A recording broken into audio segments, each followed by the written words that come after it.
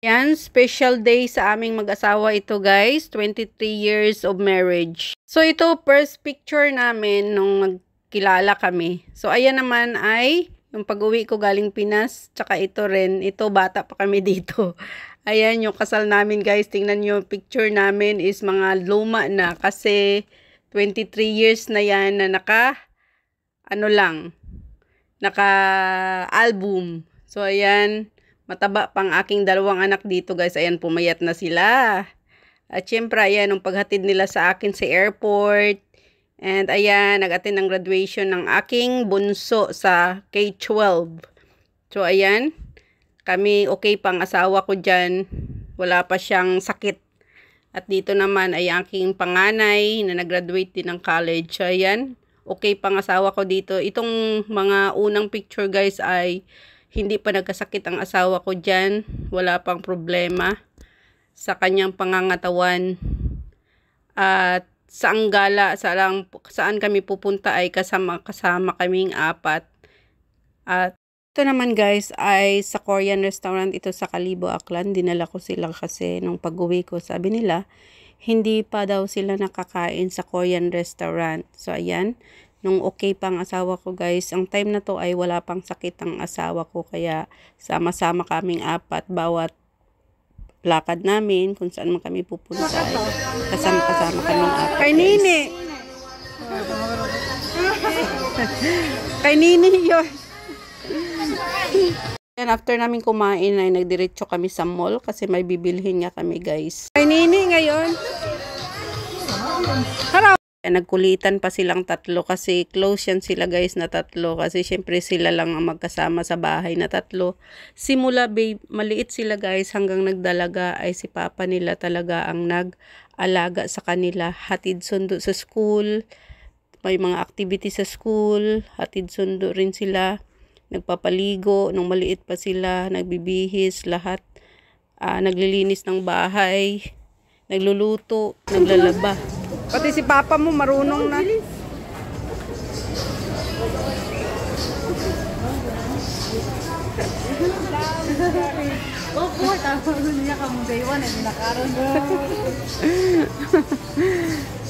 nako.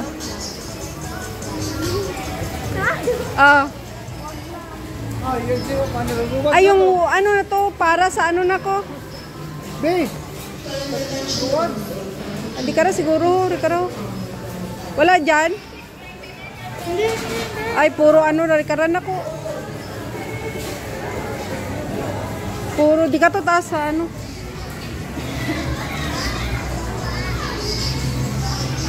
So, ito naman guys, sa family house namin sa Pinamukan guys. At ito, yung birthday ng aking bunso. Ayan, ang tatlo. Sila lagi yan magkasama. Ayan, ang aking panganay, criminology, and my daughter, bunso is tourism. So, ayan guys, okay pang asawa ko dito guys. Ayan na guys, ito yung time na nagkasakit na guys ang aking asawa na nag-50, na muntik na siyang nawala sa amin guys. And thank you Lord kasi binalik mo sa amin ang aking asawa guys. So ayan, umuwi ako galing Hong Kong guys para mabantayan ko lang siya kasi nung time na yan ay nawala na siya ng minutes at sa awa ng Panginoon ay hindi pa siya talaga kinuha sa amin dahil din sa dasal at pagtitiwala sa Panginoon guys na kung ano man ang iyong hilingin ay kanyang ibibigay. So, ayan guys, recovery na ng aking asawa. Ayan, dito na siya sa bahay. Dito sa mesa. Pa siyang mga video guys na nung simulang-simula talaga ng paglabas nila ng ospital. Hindi ko na nilagay dito guys kasi syempre anniversary namin ito. Intro ko lang yung mga past namin na masaya. Dumating sa malungkot na part. Ayan ito na ang pinakamalungkot na part. Thank you Lord. At so, ayan ang guys, unang tayo ng aking asawa na matagal-tagal guys. So dyan ang kanyang dalawang anak na nag-aalalay sa kanya kasi nga guys ay bumalik na ako dito sa Hong Kong guys sa trabaho ko.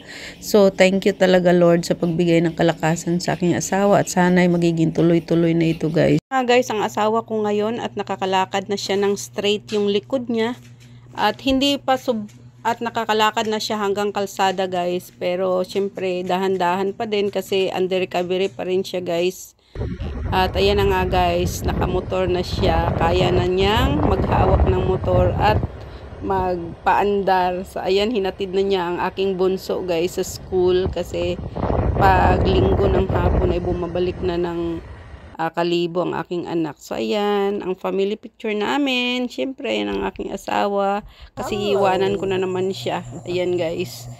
So, kinabukasan ay babalik na naman ako dito sa Hong Kong sa trabaho. So, iwanan ko na naman sila. Ito yung pangalawang uwi ko guys nung nakalabas na siya ng ospital, naka-recover na.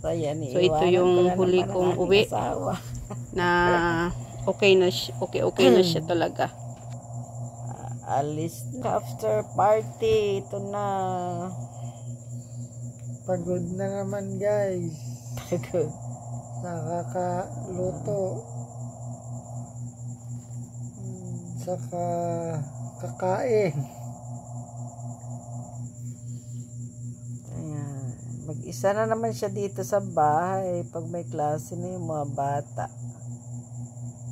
Sanay na guys sa isa. Mag-isa. Dalaw-dalaw na lang. Paano na lang. Kung sinong may kusang dada. Yan, may makakasama guys.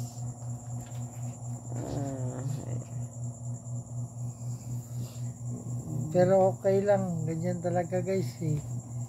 Kasi kulang tayo sa financial. Kaya yun.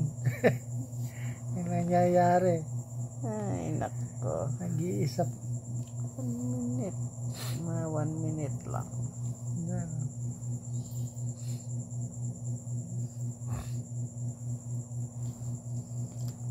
Good night, guys. Thank you so much for watching.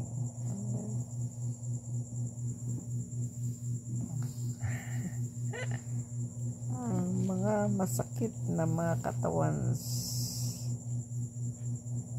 Ayan, at syempre, ito ang aming dalawang magagandang anak na biyaya ng Panginoon. Thank you, Lord, sa pagbigay ng aking dalawang anak na mga ganda, mga mababait. So, ayan guys, thank you, Lord, sa biyaya at pagmamahal sa amin at pagbigay ng pangalawang buhay sa aking asawa. And happy 23-year anniversary sa aming dalawa.